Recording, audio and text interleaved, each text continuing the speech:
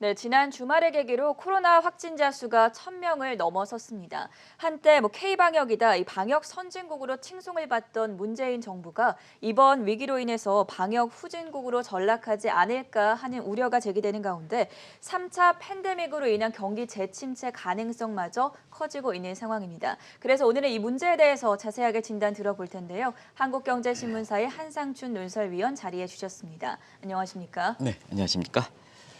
네, 위원님 먼저 지난 주말 미국 증시 흐름부터 정리해 주시죠. 네, 사실상 이번 주가 올해 미국 증시 입장에서는 일정상으로 보면 거의 마지막 주에 해당되는데요. 네. 일정이 많죠. 원래 정해진 일정, 14일에 그 미국의 선거인 단수, 오늘이 되겠죠, 미국 시간으로.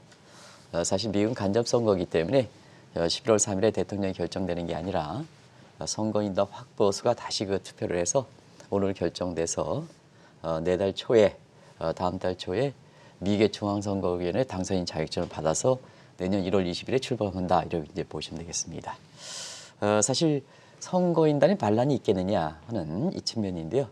대체로 이번에는 선거인단의 반란은 이렇게 제기되지 힘들지 않겠느냐. 그래서 바이든이 이미 불확실한 그 변수가 있긴 하지만 276석을 이렇게 확보한 상태이기 때문에 바이든의 당선으로 굳어진다 이렇게 보게 됐습니다. 그리고 미국 시간으로 15일 화요일이죠. 네. 그래서 FOMC 회의 마지막 회의가 올해 있고요. 그다음에 무엇보다도 목요일 정도에 미국에서도 백신 해서 영국과 바레인에서 백신, 캐나다에 이어서 백신이 이제 상영되는데요. 무엇보다도 이런 중요한 일정들이 있긴 하지만 지금 상태에서는 전 세계적으로 코로나 확진자 수가 아주 급증한 최고 정점에 도달한 것이 아마 증시 입장에서는 가장 큰 이슈가 되지 않겠나 이렇게 보고 있습니다. 일단 미국, 영국 전부 아주 최고조에 번창하죠. 그렇죠. 그래서 미국은 하루에 확진자 수가 21만 명, 지금까지 누적 확진자 수가 2차 세계대전보다 더 많이 이렇게 그 사망자 수가 나왔다 그래요. 네. 그래서 2차 세계대전이 이렇게 당시에 29만 1,000명이 죽었다 그래요. 근데 이번에 그 누적 확진자 수가 지난주를 고비해서 29만 5천 명이 되니까 이번에 그 코로나 확진자 수가 전 세계 모든 것을 정지시키고 굉장히 저한다 이렇게 보시면 되겠습니다. 큰 변화를 가져온다 이렇게 보게 됐습니다. 우리도 비상이 걸렸죠. 방역 선진국이다 하는 이런 그 칭송을 받았던 한국이 지난 주말에 하루 확진자 수가 1,000명이 도달했어요. 예. 그래서 정부에서도 지금 비상이 걸리고 있는 상태인데요. 아무래도 증시적인 측면에서는 가장 중요한 게 경제에 미치는 영향이 어떠냐 하는 측면에서 지금 3차 그 팬데믹에 대한 우려, 우리 입장에서는 전 세계 입장에서는 2차 팬데믹에 대한 우려, 그리고 경제 재봉쇄가 이렇게 속속 이렇게 진행되는 모습이죠. 그래서 대외적으로 경제 재봉쇄 상징 기업이 뉴욕이죠. 네. 그래서 뉴욕 같은 경우에는 지금 경제 재봉쇄의 확대 규모가 범위가 더 커지는 이런 상황이다 이렇게 보시면 되겠고요.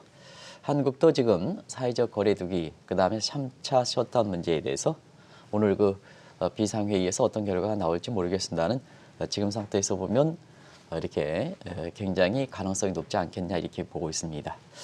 제가 방송을 위해서 한국의 그 벤치마크, 외국인의 투자 자금의 그 벤치마크 역할을 하는 것이 명동의 거리거든요. 네. 그래서 지난 주말에 명동을 갔더니 이렇게 첫눈이 내리고, 첫눈인지 모르겠습니다는 눈다운 눈으로 보면 첫눈이 내리고 해서 그렇죠. 옛날에 저희들이 이렇게 고등학교 다닐 때는 눈 오면 명동거리 갔었습니다는 사실 명동거리가 굉장히 한성한, 그래서 상인들로부터 몇 군데 걸쳐서 물어봤어요. 그랬더니 유령도시 된 것 같다, 유령거리 네. 되진 것 같다 하는 이 점에 있어서는 상당히 아마 체감적으로 공감하시는 분도 상당히 높지 않겠나 이렇게 보고 있습니다.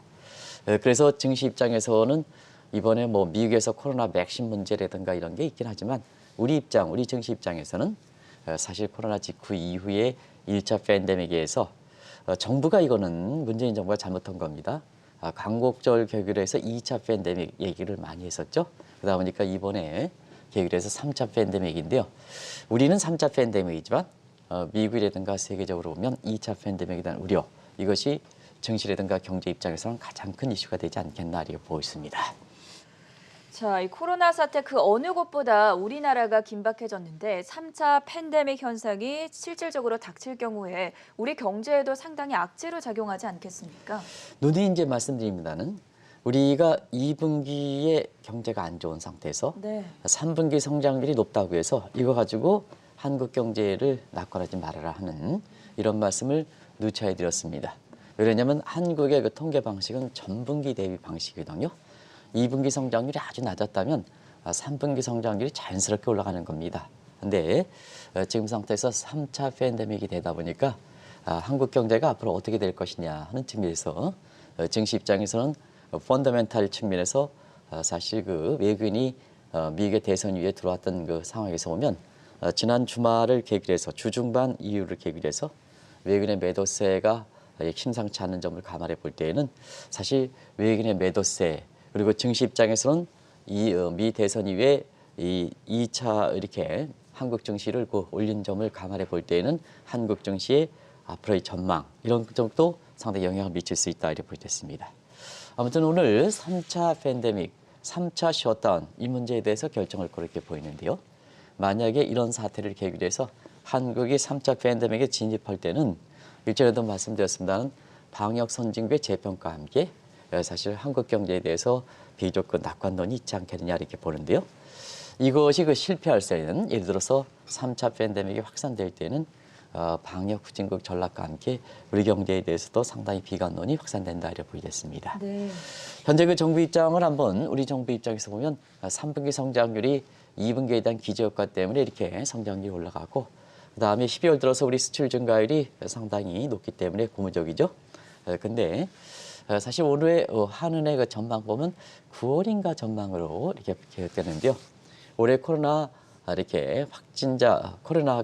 확장세가 지속될 때는 우리 경제 성장률이 마이너스 2.2% 정도로 그 전망했었습니다. 비교적 우리 경제 여건을 볼 때는 굉장히 안 좋은 그 성장률인데요. 사실 단기적으로 최근에 나타나는 모습에서 보면 수출 증가세가 이렇게 높다 하더라도 우리 내부적인 측면에서는 사실 굉장히 경기가 어려운 상태거든요.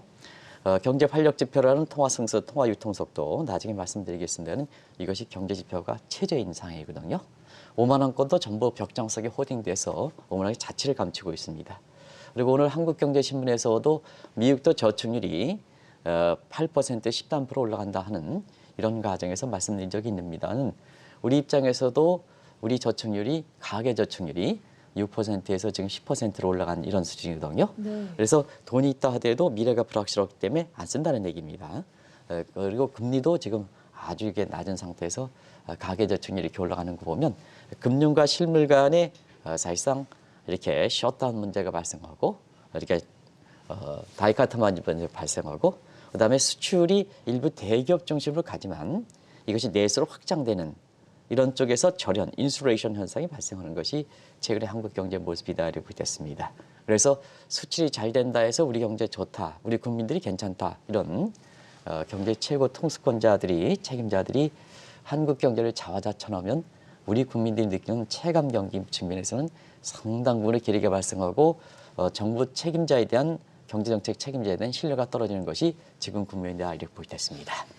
3분기 성장률과 12월 수출 증가세가 나아졌음에도 불구하고 왜 우리 국민들이 느끼는 체감 경기는 어렵다 못해 쓰러질 것 같다 이런 표현들도 나오더라고요. 이 이유는 어디서 찾아볼 수 있겠습니까? 쓰러진다는 표현이 낫겠죠. 네. 지금 정부가 경제 성장률 내지는 수출 증가를 공시사하지만 거기에 공감하시는 분은 거의 없을 거로 생각합니다. 그래서 쓰러진다는 표현을 이렇게 보는데요. 지표 경계, 체감 경계, 코로나 같은 비상 직후에서는요. 정부 책임자, 경제부총리가 책임자가 지표 가지고 한국 경제 상황을 진단하고 전망할 것이냐, 아니면 국민들이 느끼는 체감 가지고 전망할 것이냐 할 땐 비상사태 이렇게 있을 땐 체감 경기 가지고 얘기해야 국민에 보다 다가서는 모습입니다. 정부가 공치사하면 안 되는 겁니다. 경제가 모두가 좋을 때는 지표와 체감 경기의 괴리가 발생하지 않기 때문에 지표 가지고 홍남기 부총리가 얘기한다면 오케이, 그럼 뭐 국민들도 체감 경기의 괴리가 발생하지 않기 때문에 거기에 박수를 치지만 사실 이렇게 비상사태에는 계층 간의 불균형, 기업 간의 불균형, 소득 불균형, 또 사회 곳곳이 병목 현상이 버틀렉 현상이 얼마나 많습니까? 지금 누가 흔들어 놓습니까? 그 정부 당국에서 뭐든지 흔들어 놓지 않습니까? 국회에서 법률적인 한번 문제를 보시기 바랍니다. 아무리 슈퍼 예산이 편성한다 하더라도 국민이 파고들어야죠. 근데 버틀러 현상이 발생하면 파고들지 않기 때문에 국민 대다수가 속해 있는 중하위 계층들이 어떻게 해서 사실 지금의 경기를 느끼느냐 하는 것이 경제부총리 내지는 대통령의 국민을 위한 경제고, 그리고 국민의 대다수가 속해 있는 사람을 기준으로 해서 경기를 파악해줘야죠. 일부 지표가 괜찮다고, 일부 이렇게 사실 그 국정의 운영 목표 우선순위가 괜찮다고 해서 경기가 좋다, 국민들 왜 이렇게 불만이냐, 이면 참 잘못됐다는 얘기입니다. 이런 과정에서 다시 한번 말씀드리면, 우리가 프레임에 갇혀 있다는 표현과 프레이밍 이펙트가 있어서, 과거에 그 시민단체 중에서 활동하고 옛날 그 보건복지부 장관도 하셨던 모 농객께서는 사실 지표는 괜찮은데 왜 국민들이 불만이냐, 이게 무슨 프레임에 갇혀있다는 시각이거든요. 네. 근데 지금 세계적으로 보면 어떠냐, 프레임 이펙트라 해서 아무리 정부가 이렇게 괜찮다 하더라도 국민들이 느끼는 경기에서 지표가 느끼는 경기에서 하면 그 체감 경기까지 국민이 느끼는 것까지 포함시켜서 사실 그 경제정책을 피하는 것이 프레임 이펙트다. 이게 행동주의 경제학에서 최근에 나오는 상황이다 이렇게 됐습니다. 그런 측면에서 국민이 느끼는 체감 경기, 이번에 미국의 대선 과정에서 나왔습니다는 체감 경기는 정부가 발표하는 경제 성장률보다는 국민들이 피부적으로 와닿는 지표를 중심으로 해서 만드는 지표들입니다. 그래서 가장 보편적인 지표가 신경제 고통지수죠. 이건 우리와 관계가 없습니다. 인플레 플러스 실업률. 인플레가 올라가면 고통 높아가고 실업률이 높아가면 고통 높아가죠. 네. 성장률이 높아가면 고통은 낮아지죠. 그래서 마이너스로 들어가는 거죠. 이렇게 해서 신경제 고통지수다. 전반적으로 대외적으로 보면 굉장히 낮게 올라간다 이렇게 됐습니다. 근데 우리 입장에서는 상당히 독특한, 이게 현 정부 입장에서는 누구를 두들깁니까? 이렇게 해서 잘 나가는 사람 두들기는 이런 과정에서 잘 나가는 사람이 두들기면 밑에 사람이 잘 사느냐, 그렇지는 않습니다. 트리클 다운 이펙트 때문에 잘 나가는 사람을 두들기면 밑에 사람은 더 어려지는 겁니다. 네. 이게 경제학에서 트리클 다운 이펙트, 깔때기 효과라는 표현을 쓰고 있습니다. 그런 측면에서 우리 것처럼 이렇게 있는 사람을 두들겼던 이런 시각에서 보면 병목 현상, 그다음에 계층 간 불균형, 기업 간 불균형 얼마나 세계적으로 힘듭니까? 그런 측면에선 한국경제TV가 아마 발굴해서 시청자 여러분한테 한번 체감 경기를 보겠습니다. 일단 물가 중에서는 주부 물가 요새 많이 올라가죠. 실업에서, 그다음에 세금, 이자, 마이너스 손에 드는 소득. 이건 정부가 뭐냐, 건강보험이라든가 뭐 리얼텍스라든가 이런 게 좀 많이 있기 때문에 네. 있기 때문에 이거를 자 손에 지는 소득으로 이렇게 됩니다. 이렇게 해서 한국경제TV가 서민들을 위한 경제 고통지수에서 Ordinary People Misery Index (OPMI) 이 지수가 네. 오히려 사실 오쿤이라든가 이런 사람들이 발표했던 미저리 인덱스보다는 더 국민들 입장에서 한국 경제 현실에 인대학에서 맞는 지표가 아닌가 생각합니다.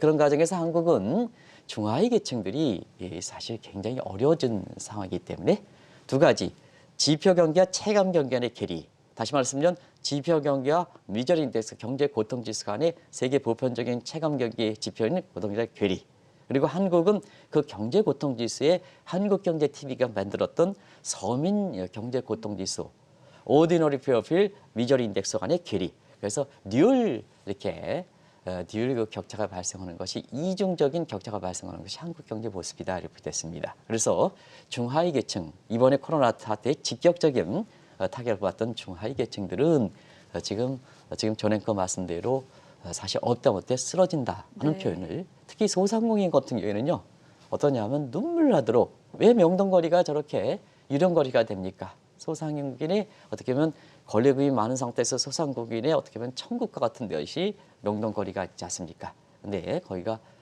유령화된다는 것은 다른 쪽은 시청자 여러분한테 진단하지 않다 하더라도 사실상 이렇게 우리의 밑에 계층들이 얼마나 어려운가 하는 것을 이렇게 단적으로 보이는 대목이 아니냐.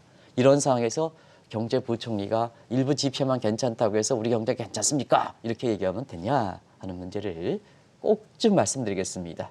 경제부총리 대통령은 국민을 위한, 근데 국민을 누구느냐? 중하위 계층들에 의한 대대에서 속해 있는 국민 대통령, 그다음에 국민의 경제부총리가 돼야 됩니다. 일부 성장률이 괜찮다고 해서 괴리 현상이 심하다고 해서 그런 것은 꼭 좀 이렇게 자제할 필요가 있다는 걸 말씀드리겠습니다.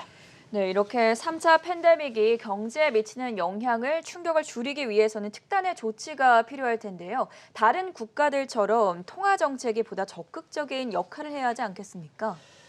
이 지금 코로나 사태에서는 보통 금융과 실물 간의 인슐레이션, 이 나이 같은 것을 지나서 인슐레이션, 절연 현상이 발생했다 이런 얘기죠.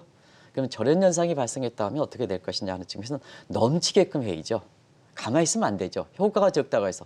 예를 들어서 통화정책에서 유동성 함정에 처해 있기 때문에 금리가 내리면 통화정책에 효과가 없습니다. 이런 쪽으로 많은 학자분이 지적하는 시각이 있는데요.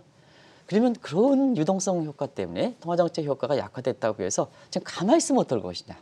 시청자 여러분, 옛날 것처럼 이렇게 경제 시스템이 완전히 무너졌기 때문에 옛날을 잣대로 한 재정정책과 옛날을 그 잣대로 한 통화정책의 효과가 적다고 해서 자, 유동성 효과 모르는 사람이 어디 있습니까? 유동성 효과 처해서 돈의 통화정책 효과에 있어 가만히 있으면 어떡합니까?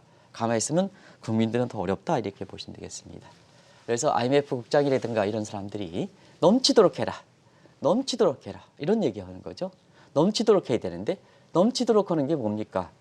그게 통화정책에서 돈을 넘치게끔 하는 거다. 이렇게 이제 보시면 되겠습니다. 근데 한국 같은 경우에는 아마 한국 같은 경우는 코로나 이후에 제가 이제 전행껏께서 좀 말씀을 드리겠습니다. 네. 홍남기 경제부총리가 이렇게 많이 등장했습니까? 아니면 이주열 한국은행 총재가 많이 등장했습니까? 경제부총리가 더 많이 등장하셨죠. 그렇죠? 근데 다른 나라 같은 경우에는 민희신 재무장관이 많이 등장했습니까? 네. 파월 의장이 더 많이 등장했습니까? 여기서 확연하게 차이가 나네요. 그렇죠? 파월이 훨씬 많이 나왔죠. 파월이 됐죠. 네. 의외의 측면입니다. 한국 같은 경우에는 지금 코로나 이후에 여러 가지 요인이 있지만 사실 재정이 주요 역할을 담당해 왔다 이렇게 보시면 되겠습니다. 근데 재정이 주요 역할을 담당하면 국민들한테 사실 국난극복지원금을 해줍니다. 이게 이제 홍남기 부총리가 자주 등장하고 문재인 대통령이 자주 등장했던 가장 주요 역할이겠죠. 근데 유동성은 한국에서 뿜어내지 않으면 사실상 전체적인 양력에서 국민의 증세 내지는 일부 적자 국채 발행해서 사실상 그것을 국난극복으로 지원하기 때문에 유동성 총장에서는 그렇게 크게 늘어나지는 않습니다. 반면에 한국은행 다른 입장에서는 주요 역할을 담당했던 이러한 통화적인 측면에서 보면 코로나 직후에 한국의 금리를 이렇게 두 차례 내린 이후에 지금까지 보면 기준금리를 그대로 유지하고 여러 가지 목적이 있겠죠. 유동성 함정에 처해 있다. 효과가 적다. 그다음에 금리가 지금 상태에서 내리면 가계부채가 증가한다. 부동산 투기가 활성화된다. 네. 하는 이런 여러 가지 목록이 있겠죠. 나중에 이제 말씀드리겠습니다는 그런 다른 정책의 목적을 생각하기 때문에 지금 경제에서 최우선 순위가 뭡니까? 코로나를 극복하는 거 아니겠습니까? 경제적 측면의 충격을 휩싸기 위해서. 그래서 우리나라의 그 통화정책, 코로나 이후의 통화정책은 다른 국가에 비해서 상당히 소극적이다 이렇게 됐습니다. 제가 여기서 보면 상당이다. 왜 그러냐면 다른 국가도 기준금리를 제로 내지는 마이너스 취했죠. 근데 확연히 토하는 것은 돈을 뿌려대는 측면에서는 잘못되죠. 우리나라 입장에서는 시청자 여러분 돈을 뿌려댔습니까? 그런 얘기 잘 안 들렸지 않습니까? 기준금리를 두 차례 내렸지만 돈을 뿌어내는 이런 측면에서 보면 사실 우리가 소극적 역할을 했기 때문에 지금 측면에서 우리 서민들이 이렇게 굉장히 어려운 상황을 이렇게 발생하고 있다고 보게 됐습니다.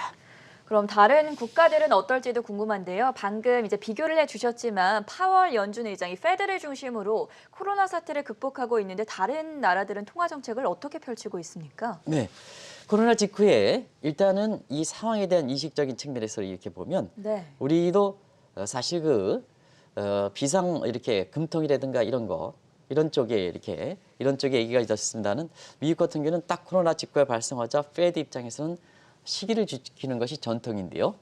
두 번째로 임시회를 거쳐서 사실 우리 금리를 내렸죠. 네. 그래서 제로 금리를 내리고 지금까지 양적 완화 정책에 있어서는 정크 펀드 같은 이런 것도 활성화돼서 무제한 공급 원칙을 취하죠. 그것이 지금까지 이렇게 유지하는 이런 상태죠. 그리고 유럽이라든가 ECB 입장에서 한번 보면 금리는 이미 쭉 해서 마이너스로 내려놨기 때문에 사실 통화적인 측면에서 양적 완화 정책 같은 경우에도 자 12월 들어서도 ECB 같은 경우는 PEPP 같은 코로나와 관련된 긴급 대출 프로그램 이게 매입 규모를 좀 증대시키고 네. 5천억 유로 정도. 그다음에 추진 시기를 2023까지 확 늘어났죠. 물론 이제 일별 규모에 있어서는 이렇게 오히려 줄었기 때문에 유로화라든가 이런 측면에서 이렇게 불확실하게 작용하는 측면도 있습니다는 전체적으로 보면 매입 규모도 늘리고 그다음에 추진 기간도 연장했다고 보겠습니다. 그리고 BOJ 일본행 같은 경우에도 스가 정부 들어오면서 아베노믹스를 이렇게 이끄는 상태에서 그로다 지금 BOJ의 총재가 아베노믹스의 주기를 담당했던 그로다 총재가 계속해서 하는 상태거든요. 그래서 통화정책 기조에 있어서는 미국과 마찬가지로 무제한 공급 원칙을 취하고 있다고 보겠습니다. 그리고 오늘 이렇게 이 방송에 이렇게 첫 번째 이렇게 머리에 나갔던 거 보면 중국 경기 회복, 위안화 절상이 앞으로 계속된다 하는 쪽에 헤드라인 나갔지 않습니까? 예. 그래서 경제적 측면에서 지금 가장 잘 나가고 있는 중국 보면 자 시진핑 이렇게 국가 이렇게 주석이 사실 긴급 유동성 문제 이런 문제에서 아주 결정 있게 하는 것이 결과적으로 보면 2차 방역 이렇게 통제한 게 결과적으로 경기가 가장 빨리 이렇게 회복된 측면이거든요. 그래서 코로나 이후에 각국의 이렇게 통화 정책 보면 금리 정책, 통화 정책 중에서도 금리보다는 유동성 공급에 확실히 있게 되는 상태에서 경제 정책으로 보면 최고 통수권자의 통제력에 의해서 다소 차이가 있습니다는 경제 통제력까지 이렇게 갖춰주는 중국 같은 경우에는 확실하게 경제가 회복되고 있는 이런 상황이다 보이겠습니다. 다른 나라와 결을 같이 하지 못하고 이 코로나 사태 속에서도 한국은행이 적극적인 정책을 펴지 못하는 데에는 부동산 투기 억제와 같은 다른 목적을 의식한 거 아니냐 이런 비판도 나오던데 이 부분은 어떻게 보십니까? 이 대목은 우리가 보면 최근에 우리 국감이라든가 이런 쪽이 진행하면서 네. 한음법 개정 문제가 많이 됐죠. 그렇죠. 그래서 전통적인 물가 안정에 고용 창출 목표를 하느냐 하는 이 측면에서 한국은행 입장에서는 그런 쪽의 얘기를 했을 겁니다. 자, 지금까지 이렇게 보면 8차 이렇게 한음법 개정을 통해서 이게 물가 안정에 금융시장 안정, 이건 하위 개념이거든요. 근데 이 8차 개정이 넣습니다. 넣습니다. 그리고 이번에 고용 창출이 일부 국회의원들까지 이렇게 딱 넣으면 목적이 세계지 않느냐. 그러면 수단이 제한된 상태에서 금리라든가 유동성 공급 쪽에서 제한된 상태에서는 팀볼겐 정리 입장에서 보면 사실 이게 목표가 세 개인데 한군이 가져갈 수 있는 정책 수단이 적지 않느냐. 그래서 팀볼겐 정리에 사실 원칙에 비해서 고용 창출을 넣을 수가 없다 하는 이런 아주 보수적 입장을 취하고 있는데요. 그러면 국민들 입장에서는 어떨까 하는 측면에서는 자, 목표 대비해서 고용 창출 목표, 지금 가장 긴박한 고용 창출 목표를 그런 식으로 해서 수단이 제한돼 있다 이렇게 얘기하는 상태에서 이거에 대해서 넣지 못하겠다 하는 입장을 취하는데요. 자, 실제로 운영을 한번 보겠습니다. 지금 코로나 이후에 금리도 내추고 돈도 좀 많이 풀어서 이런 쪽으로 이렇게 이 문제를 풀어가야 되는데요. 사실상 왜 금리 인하라든가 이런 측면에서는 다른 국가에 비해서 신중한 입장을 가져갈까? 특히 가장 중요한 돈의 공급 문제에 대해서는 이렇게 사실 왜 이렇게 보수적 입장을 취할까 하는 측면에서는 실제로 부동산 투기 억제 문제를 감안하지 않았느냐 하는 이 측면의 정책 색채를 이렇게 사실 배제할 수는 없는 사항이거든요. 이유는 있습니다. 뭐 아시겠습니다는 2018년 11월 말에 그때 경기 침체했었죠. 근데 부동산 투기 문제 때문에 네. 자 김현미 그때 지금은 이제 아직 인사청문회가 통과하지 않았기 때문에 지금 아직 안 바뀌었죠. 네. 그래서 이 김현미 장관께서 그때 당시에는 부동산 투기 문제 이게 왜 내가 열심히 하는데도 왜 잡히지 않느냐? 시중에 과잉 유동성 때문에 그렇다. 부동산 때문에 그렇다. 이게 넘쳐서 부동산으로 들어온다는 얘기죠. 그러면 왜 이렇게 시중 부동산 자금이 이렇게 부동 자금이 늘어났을까? 네. 한국은행에서 금리를 올리지 못했기 때문에 그렇다. 그런 얘기였었죠. 그러다 보니까 그때 당시에 경기는 침체에도 불구하고 금리를 올렸다 보니까 부동산 잡지 못하죠. 근본책이 아니니까. 근데 경기만 떨어졌죠. 이게 뭐냐? 전문적인 실물 경제 문제에 대해서 제가 부동산 문제는 뭐 이렇게 해서 한 3년 동안 부동산 정책을 이끌어왔기 때문에 저보다는 전문가가 됐을 겁니다. 어쨌거나 고민이 많았었기 때문에. 네. 근데 사실 실물 경제 입장에서는 전문가는 아니죠. 그러다 보니까 경기가 침체되는 이렇게 우를 범했다 이렇게 보게 됐습니다. 자, 그러면 우리 입장에서 한번 보겠습니다. 부동자금이 증가한 게 시청자 여러분 금리가 낮아서 부동자금이 증가했을까 하는 측면에서는 자 부동자금이 증가한 거는요. 누가 보든 그렇습니다는 금융과 실물의 다이카타마이즈 이분법이 되고 왜 이분법이 되냐? 대내적으로 경제가 불확실하기 때문에 그런 겁니다. 대내적으로 시장을 불안하다 보니까 저축률을 증가하고 그다음에 부동자금이 증가할 수밖에 없거든요. 경기만 회복돼 보십시오. 증시만 회복돼 보십시오. 미래에 대해서 불확실성이 이렇게 탁 해소되면서 자 일부러 돈 벽장 속에 가두세요 하지 않더라도 사실 그 시중의 유통량이 물량이 잘 돌아가는 겁니다. 네. 다양합니다. 제가 개인적으로 이렇게 말씀드리면 이번에 김현미 장관께서는 사실 강남의 부동산 문제 잡히진 않았습니다만 이 정도로만 이렇게 된 것도 본인 자신이 23번째 부동산 대책에서 그러냐 절대로 찾습니다. 24번째 정책은 부동산 대책의 시차가 굉장히 길거든요. 네. 1년에 많이 써봐야 2번 정도 합니다. 지금 현 정부가 집권한 지 몇 년 됐습니까? 몇 년 됐습니까? 한 3년 반, 그렇죠. 4년 정도 되죠. 네. 잘 잡아줘도 8번 정도 하더라도 그것도 잘못된 겁니다. 근데 23번인데요. 23번 했는데도 지금 잡히지 못하고 있는데요. 그나마 잡히게 된 거는 우리 동학개미 힘이 굉장히 컸다고 보이겠습니다. 동학개미가 이 어려운 한국의 증시로 활성화되다 보니까 그 부동자금이 증시로 유입되는 김현미 장관 놀라려면 그 시중 부동자금이 증시로 유입되면서 그나마 부동산 문제에 그래도 잡히지 않았습니다는 이렇게 부동산 투기 문제에 대해서 어느 정도 진정되는 분위기가 발생한 거지. 그게 무슨 23번째 부동산 대책에 발표한 사람이 이게 뭐다 부동산이 안정이 됐다. 그것도 경제부총리가 일부 통계에서 딱 뉘앙스를 바꿔가지고 안정됐다. 이렇게 하면 그렇습니다. 오늘 한국경제신문 보십시오. 일별로 0.01%포인트 하는데 자 월별로 보면 엄청나게 증가세로 나오는 거거든요. 어떻게 이걸 해석해야 됩니까? 얘기합니까? 그런 측면에서 사실 시중의 부동자금이 증가한 것은 한국은행에서 금리를 낮게 해서 올리지 않았기 때문에 문제가 되는 게 아니고 미래에 대해서 경제 불확실하기 때문에 그렇다. 그러면 국회의원들을 흔들어 놓지 마십시오. 미래가 증시 입장에선 가장 불확실한 위험이 예측 불가능한 위험이지 않습니까? 우리가 항상 말씀을 하지 않습니까? 흔들어 놓지 마십시오. 이 흔들어 놓은 상태에서 자 누가 기업에 설비 투자하겠습니까? 누가 저거 하겠습니까? 가게는 쓰겠습니까? 모르겠다. 내가 어떻게든 간에 현 정부가 끝나게 될지 그때까지는 내가 돈을 움켜쥐고 있다. 이 저축률이 증가하는 거 아니겠습니까? 벽장 속에 금고를 콱 떠가지고 호딩되는 자금이 많지 않습니까? 이게 그렇다 이렇게 보이다 했습니다. 그래서 어떤 경제 현상에 대해서는 솔직하게 인정해 주는 것이 경제부총리 내지는 경제 책임자의 모습이고 그래야 국민들이 신뢰를 준다. 그래야 문재인 대통령에 대한 지지도가 올라간다는 것을 꼭 좀 말씀드리겠습니다.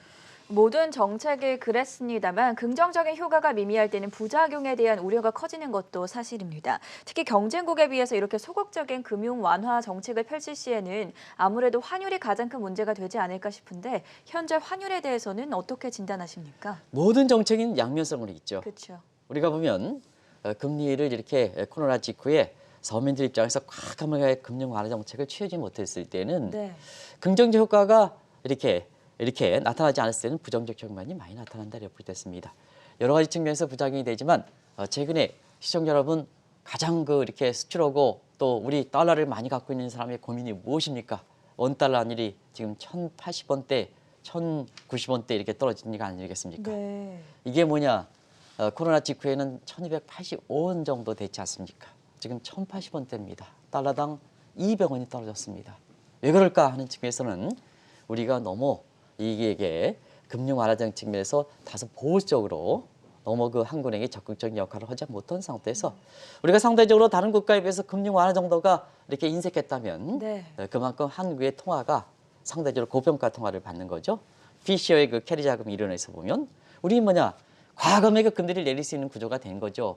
과감하게 돈을 풀 수 있는 구조가 내는 거죠. 왜냐? 돈 저렇게 많이 충족했지 않습니까? 저렇게 의한 보이고 왜 이렇게 많이 해놓습니까?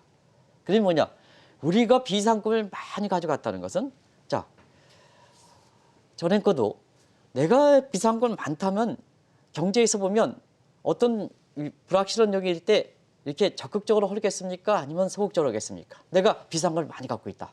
그러면 굉장히 어떻게 보면 리스크가 발생했을 땐 굉장히 공격적으로 나갈 수밖에 없죠. 근데 내 주머니 사정이 어렵다. 네. 내 주머니 사정이 없으면 저기 리스크가 발생했으면 그거에 대해서 굉장히 크게 보이지 않습니까? 그죠? 저렇게 우리 외환보유가 많이 확충한 이유가 뭡니까?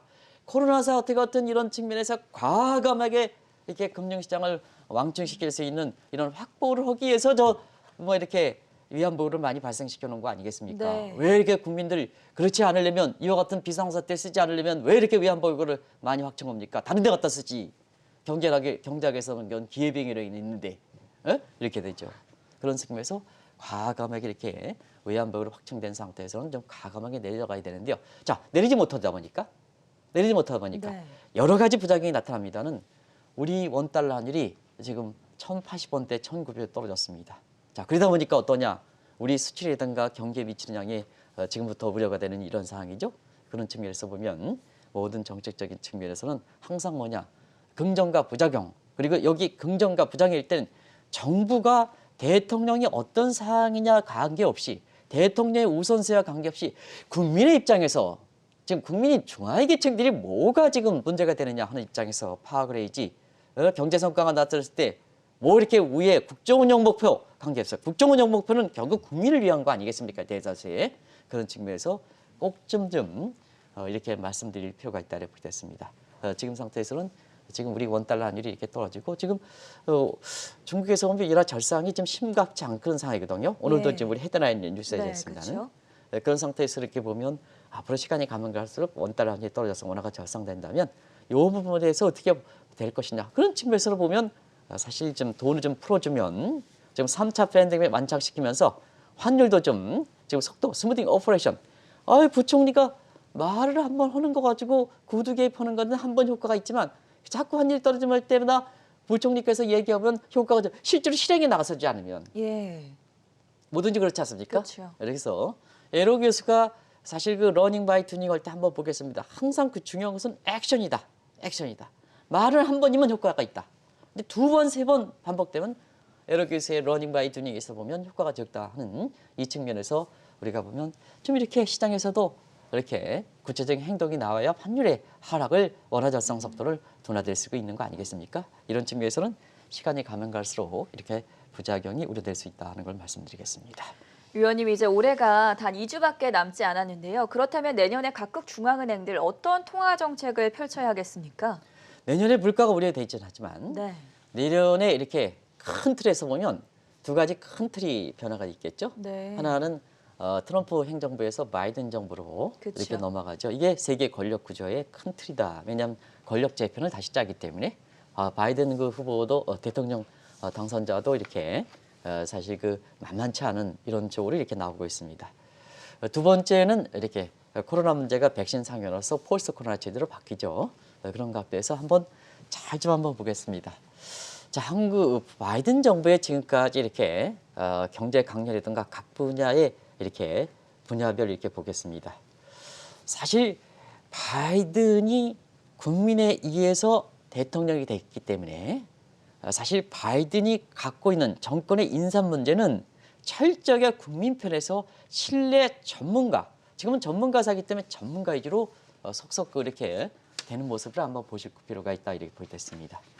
최고 통수권자의 가치라든가 이념에 맞는 사람이 아니라 소위 내 사람이 아니라 사실 뭐냐 가장 전문가의 국민들에서 경제 지식과 경륜가 가장 전문가가 내가 반대 세력도 여기 인선하는 모습을 한번 보실 거로 이렇게 봅니다. 이건 왜 그러냐면 사실 경제정책이라든가 뭔가에서 전문가를 보면 네. 국민 편에서 경제정책을 취할 수 있는 이런 가능성이 높다는 얘기입니다.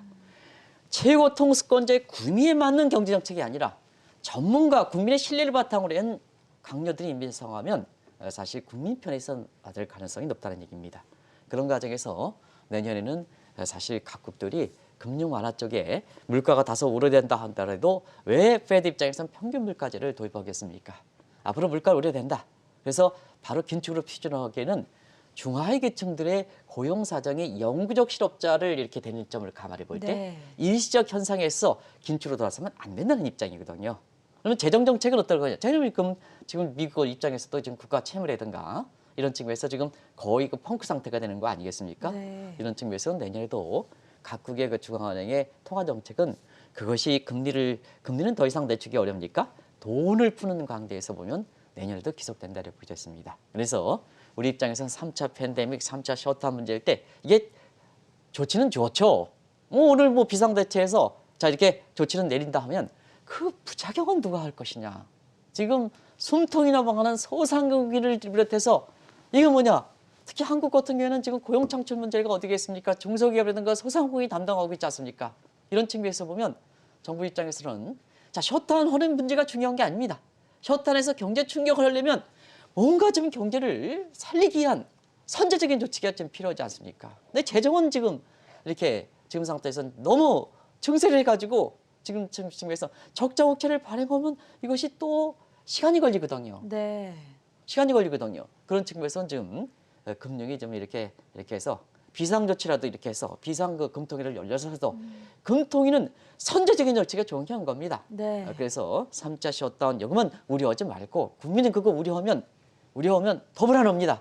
그 뭐가 대책이 좀 확 이렇게 한 다음에 거기에 대해서 해지 이게 3차 셧다운에 대해서 국민들이 좀 불안감을 좀 완화시킬 수 있지 않습니까? 그 조치 내는 것은 정책 당국입니다. 그건 나도 할 수 있습니다. 나도 할 수 있습니다. 1,000명 넣으면 무조건 3차 셧다운 하면 됩니다. 근데 그거는 누구든 할 수 있으니까 국민 입장에서는 3차 셧다운의 불안감을 해소할 수 있는 정책적인 뒷받침을 해줘야죠. 그것이. 네. 그래서 그런 측면에서 좀 3차 증세를 통해서 3차 국난 극복 지원금만 좀 주지 말고 돈을 좀 철철 넘치게 해서 좀 이렇게 하고 특히 동학개미에 힘을 실어서 지금 중심마저 붕괴되면 안 되다 보니까 자 이렇게 해서 동학개미에 힘 실어주는 정책적 지원 좀 이런 측면에서 심리적으로 그렇게 너무 위축되지 않도록 하는 모습이 좀 필요하지 않냐 생각합니다. 네, 지난 주말을 계기로 코로나 확진자 수가 1,000명을 넘어선 가운데 경기 재침체 우려가 가능성이 커지고 있습니다. 이럴 때 이제 우리나라의 한국은행이 다른 국가들의 사례를 참고해 보면서 어떤 통화 정책 방향성을 해봐야 할지 모색해보는 시간 마련했고요. 지금까지 한국경제신문의 한상춘 논설위원과 함께했습니다. 고맙습니다.